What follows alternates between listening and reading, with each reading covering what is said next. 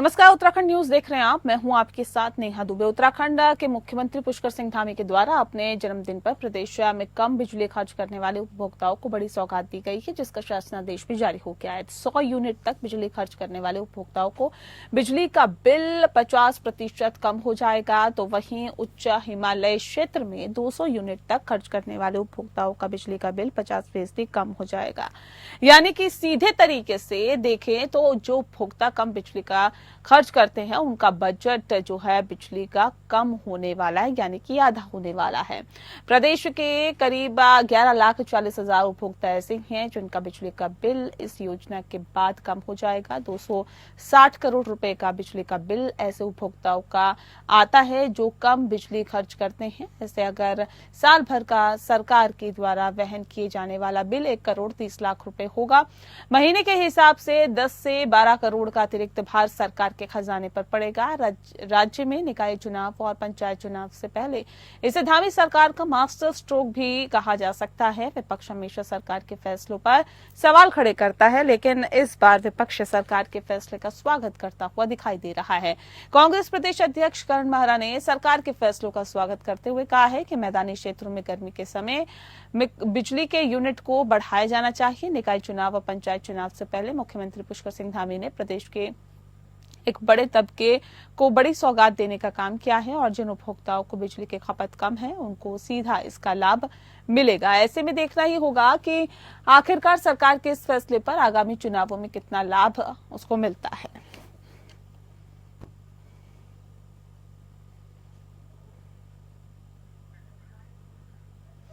तो बता दें आपको कि सरकार ने एक बड़ा फैसला लिया है जिसका लाभ जाहिर तौर पे सरकार लेने की कोशिश करेगी, क्योंकि कोशिश इसलिए भी की जाएगी ताकि सीधे तौर पर सरकार को इसका फायदा मिल सके। बता दें आपको कि ये बड़ी सौगात और बड़ी राहत की बात आम लोगों के लिए है कि धामी सरकार ने ये बड़ा फैसला लिया है कि बिजली का बिल आधा कर दिया जाएगा। सीधे सीधे उन लोगों को फायदा मिलेगा जो बिजली की खपत कम करेंगे। तो इससे दो कहीं ना कहीं चीजें निकल के सामने आई है कि प्रदेश में बिजली की खपत जो है वो कम होगी, क्योंकि लोग चाहेंगे कि उनका कम से कम बिल आए और ज्यादा से ज्यादा छूट उन्हें मिले। और दूसरी बात यह है कि जो धामी सरकार है वो भी कहीं ना कहीं एक तरफ अपनी कहीं ना कहीं वाहवाही लूटने की कोशिश कर रही है। उस पूरे फैसले पर प्रदीप कोठारी ज्यादा जानकारी के साथ हमारे संवाददाता सीधे हमारे साथ जुड़ गए हैं। देखिए, जिस तरीके से मुख्यमंत्री धामी ने कहा कि 100 यूनिट से जिसका कम बिल आएगा उनको जो है 50% माफ की जाएगी शहरी इलाकों में, और वही ग्रामीणों की बात करेंगे तो ग्रामीण इलाकों में जिसका 200 यूनिट से ज्यादा आएगा उसके 50%। लेकिन ग्रामीण इलाकों के लिए तो लगभग कुछ चीजें ये सही मानी जाती है, लेकिन शहरों के लिए नहीं, क्योंकि जो शहर में रहता होगा, जो देहरादून जैसे उधम सिंह नगर, श्रीनगर, अपना हरिद्वार ऐसी जगहों रहता होगा, उनका 100 यूनिट क्या, उनका 200 यूनिट तो नॉर्मली आता ही आता है, क्योंकि गर्मियों में हर किसी के कूलर चलते हैं, फ्रिज चलते हैं, हर किसी का पंखा चलता है। एक छोटे से झुग्गी झोपड़ी वाला होगा वो भी आज की डेट पे एक कूलर एक फ्रिज जरूर रखता होगा। तो एक फ्रिज जो है कम से कम महीने में ज्यादा नहीं खींचेगा तो 30 से 35 यूनिट बिजली खींचता है। वही कूलर का भी है कि अगर जो एक झुग्गी वाला भी होगा, जो उसके घर में एक कूलर होगा तो 30 से 35 यूनिट में, तो ये कोई भले मुख्यमंत्री धामी ने इस पे उनको जो प्रदेश की जनता कुछ राहत देने की बात तो करी है, लेकिन राहत इसमें बहुत मुश्किल है, क्योंकि 100 यूनिट कोई बड़ी बात नहीं है। 100 यूनिट में तो कुछ भी नहीं है। 100 यूनिट तो एक नॉर्मली जो किराएदार रहता होगा उसका भी 100 यूनिट आ जाता है गर्मियों में। और सर्दियों की बात करूं मैं तो हर कोई 4 आदमी अगर परिवार के होंगे, 1000 वाट की रोड जलेगी, 1000 वाट का कूलर चलेगा तो आराम से 100 यूनिट तो वही खींच लेता है 30 दिन में। वो कोई हाँ, ग्रामीण इलाकों के लिए बहुत अच्छी योजना है और उसका हो सकता है कुछ लाभ भी मिले। वहीं प्रदेश अध्यक्ष करण मेहरा का कहना है, कांग्रेस के प्रदेश अध्यक्ष का, कि इस तरीके की जो योजना है ये खाली लोक लुभावनी योजना है, इनसे होने वाला कुछ नहीं है। ये सिर्फ निकाय चुनाव और आने वाले चुनाव जो उपचुनाव है, केदारनाथ उपचुनाव, उनके लिए ये सियासत है बस। जी सतीश, इस खबर पर अपडेट देने के लिए शुक्रिया आपका। बने रहिए हमारे साथ, आगे भी आपसे जानकारी लेंगे। सर्वे चौक स्थित IRDT सभागार में दीनदयाल उपाध्याय की जयंती के अवसर पर एक कार्यक्रम का आयोजन किया गया, जिसमें भगत सिंह कोश्यारी, कैबिनेट मंत्री प्रेमचंद अग्रवाल, गणेश जोशी, राज्यसभा सांसद नरेश बंसल सहित कई गणमान्य लोगों ने शिरकत की। बता दें आपको कि कार्यक्रम की शुरुआत दीप प्रज्वलित करके की गई है। कार्यक्रम को आगे बढ़ाते हुए उत्तराखंड की लोक संस्कृति को परिलक्षित करते हुए लोकगीत और नृत्य का प्रस्तुतिकरण किया गया। आपको बता दें कि कार्यक्रम में वंचित वर्ग के मेधावी छात्रों को प्रोत्साहित राशि प्रदान की गई, साथ ही सफाई कर्मचारियों को भी सम्मानित किया गया। वहीं कार्यक्रम में पंडित दीनदयाल उपाध्याय के विचारों को जन जन तक पहुंचाते हुए कहा गया कि पंडित दीनदयाल उपाध्याय ने समाज के अंतिम छोर के नागरिक के सर्वांगीण विकास की बात कही थी और भाजपा सरकार पंडित दीनदयाल उपाध्याय के नक्शे कदमों पर चलते हुए देश के सभी वर्गों के विकास के लिए काम कर रही है।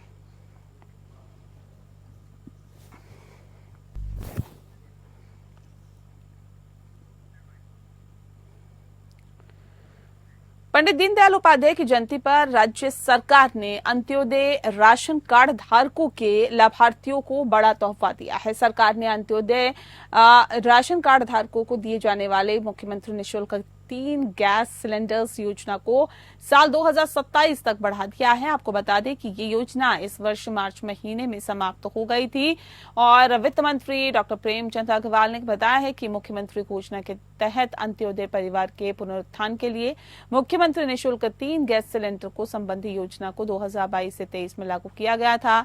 डॉक्टर अग्रवाल ने बताया कि सरकार ने इस योजना को वर्ष 2027 तक बढ़ाने का फैसला लिया है। डॉक्टर प्रेमचंद अग्रवाल ने कहा है कि प्रधानमंत्री नरेंद्र मोदी की सरकार देश के अंतिम व्यक्ति के विकास को कार्य लेकर कर रही है और राज्य की धामी सरकार भी अंत्योदय परिवारों के कल्याण के लिए लगातार प्रयासरत है।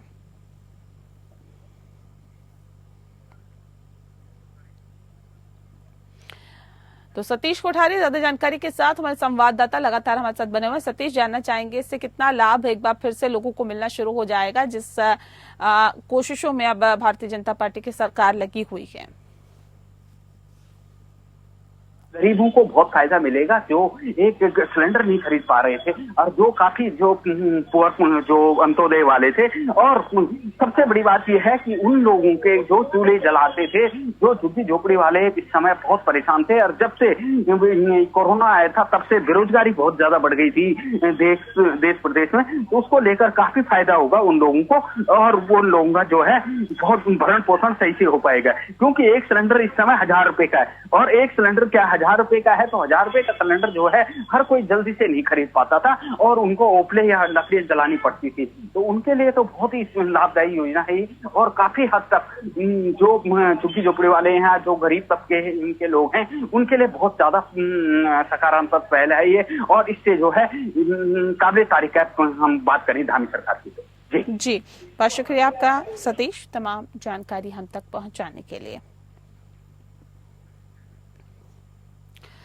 वहीं बद्रीनाथ केदारनाथ मंदिर समिति के अध्यक्ष अजेंद्र अजय की अध्यक्षता में BKTC की बैठक हुई है। अधीनस्थ सभी मंदिरों की भोग प्रसाद व्यवस्था की शुद्धता को लेकर खाद्य सुरक्षा एवं औषधि प्रशासन के अधिकारियों और मंदिर समिति अधिकारियों के साथ बैठक में कई महत्वपूर्ण फैसले लिए गए हैं। बैठक में धामी, आपको बता दें कि धामों तथा मंदिरों के प्रसाद की गुणवत्ता, शुद्धता और प्रयोग में लाई जाने वाली खाद्य सामग्री की गुणवत्ता, रखरखाव, क्रय विक्रय सहित भंडारण के संबंध में चर्चा की गई है। BKTC अध्यक्ष अजेंद्र अजय ने कहा है कि बद्रीनाथ केदारनाथ धाम के लिए मंदिर समिति द्वारा प्रसाद में सूखे पदार्थों का उपयोग किया जाता है। भगवान के भोग की सामग्री अधिकांशतः दानी दाताओं से प्राप्त की जाती है। दानी दाताओं से अनुरोध किया जाता है कि भगवान के भोग हेतु उच्च गुणवत्ता की खाद्य सामग्री दान करें। BKTC अध्यक्ष अजेंद्र अजय ने कहा है कि बद्रीनाथ और केदारनाथ धाम सहित सभी अधीनस्थ मंदिरों की भोग प्रसाद व्यवस्था की शुद्धता और गरिमा बनाए रखें और इसके लिए समय समय पर मंदिरों में लगने वाले भोग एवं प्रसाद की गुणवत्ता पर सतर्क नजर रखी जाए।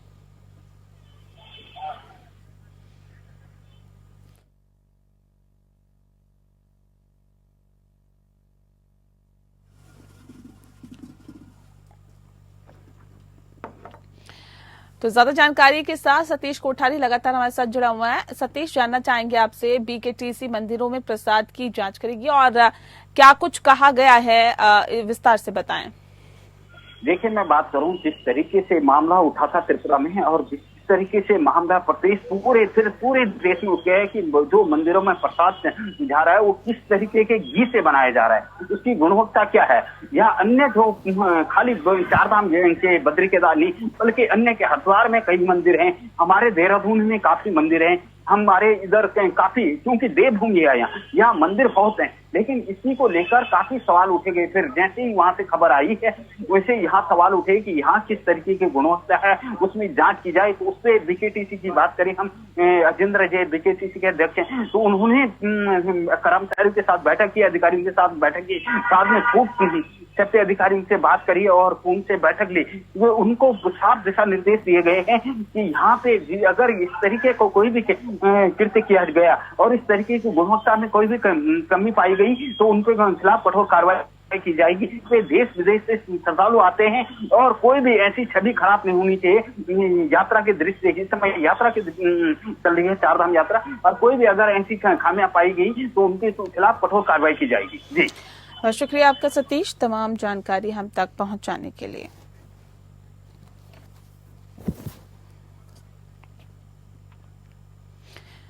उत्तराखंड के मुख्यमंत्री पुष्कर सिंह धामी का विजन सन 2025 तक उत्तराखंड को नशा मुक्त बनाने का है, जिसको लेकर एपीएन न्यूज के कुमाऊं ब्यूरो चीफ सत्यजीत सरकार जब उधम सिंह नगर की किच्छा विधानसभा पहुंचे तो वहां पर स्थानीय लोगों द्वारा किच्छा पुलिस पर गंभीर आरोप लगाए गए। लोगों का आरोप है कि किच्छा पुलिस की मिलीभगत से किच्छा में खुलेआम अवैध नशे का व्यापार फल फूल रहा है।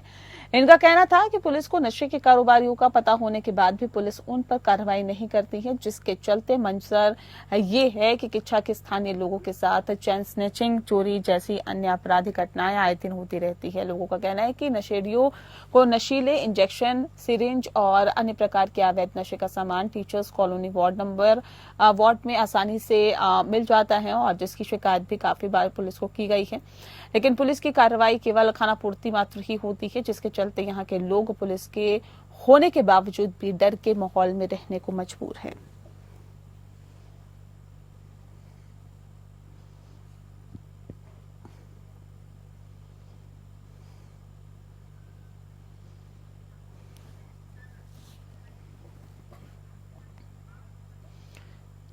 सितारगंज कोतवाली में वरिष्ठ पुलिस अधीक्षक मणिकांत मिश्रा के निर्देशन में सीओ बीएस चौहान ने अवैध मादक पदार्थों की गतिविधियों की रोकथाम, नशा कर अपराध करने की प्रवृत्ति पर नियंत्रण, नशाखोरी करने वाले पर अंकुश लगाने और लत को दूर रखने के उद्देश्य से नशा मुक्त नगर क्षेत्र बनाने की दिशा में एक नई पहल की है और क्षेत्रों में ड्रग पैडलर और नशाखोरी करने वालों की परेड करवाई गई है। इस दौरान उन्हें नशा नहीं करने की शपथ भी दिलवाई गई है।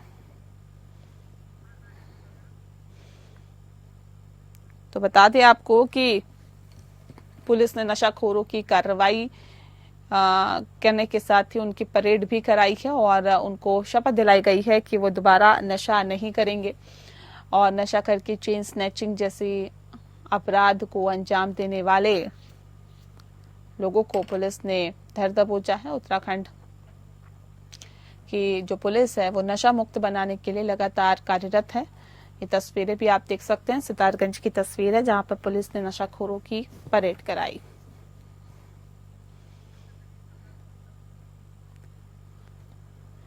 सत्यजीत सरकार ज्यादा जानकारी के साथ हमारे संवाददाता सीधे हमारे साथ फोन लाइन पे जुड़ गए हैं। सत्यजीत, जानना चाहेंगे कि पुलिस की इस पहल को लोग कैसे देख रहे हैं और इस पहल का कितना फायदा उत्तराखंड वासियों को मिलेगा?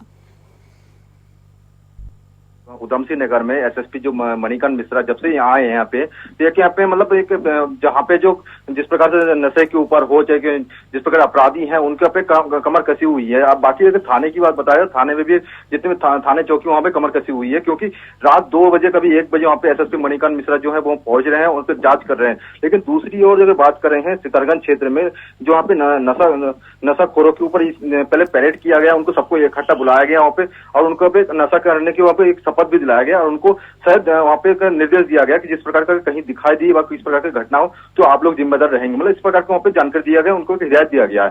एक वरिष्ठ पुलिस अधीक्षक जो मणिकांत मिश्रा है, उनके आदेशानुसार इस टाइप का काम किया गया है जी, नशा रोकने के लिए। जी बहुत शुक्रिया आपका सतीश तमाम जानकारी हम तक पहुंचाने के लिए। कल रात से लगातार हो रही बारिश के कारण कालसी चक्राता मोटर मार्ग बंद हो गया। मौसम विभाग द्वारा अलर्ट जारी किया गया। वहीं कल लगातार बारिश होने से कालसी चक्राता जजरेड मार्ग पर कई जगह लैंडस्लाइड होने से मार्ग बंद हो गया। मार्ग खोलने में लोक निर्माण विभाग सहिया की जेसीबी मशीनें लगाई गई है।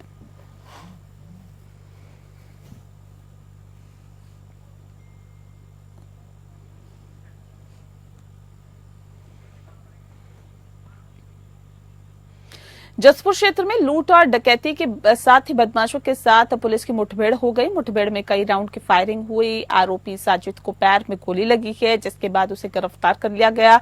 दरअसल अपराध मुक्त उधम सिंह नगर बनाने के लिए एसएसपी मणिकांत मिश्रा की ताबड़तोड़ कार्रवाई लगातार जारी है। कोतवाली जसपुर क्षेत्र में आरोपी द्वारा लूट की घटना को अंजाम दिया गया था, जिसमें कोतवाली जसपुर में अज्ञात पंजीकृत किया गया था। पुलिस द्वारा की जा रही थी लूट की वारदात की घटना के आरोपियों की तलाश और साथ ही साथ जिसके चलते उधम सिंह नगर पुलिस को बड़ी सफलता मिली है और उधम सिंह नगर पुलिस और लूट व डकैती के विभिन्न मामलों में आरोपी बदमाश साजिद उर्फ काला के बीच मुठभेड़ हुई।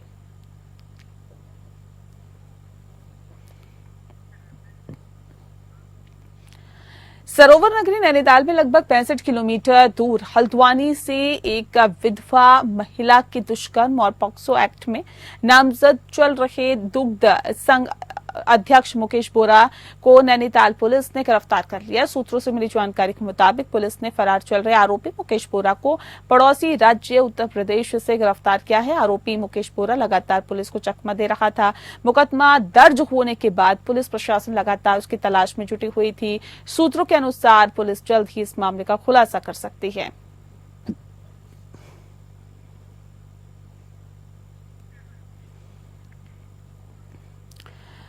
मंगलोर कोतवाली क्षेत्र में मामूली सी बात और को लेकर दो पक्षों में विवाद हो गया और विवाद के बाद हुई मारपीट। एक व्यक्ति की मौत हो गई और बता दें कि जबकि 5 लोग गंभीर रूप से घायल हो गए।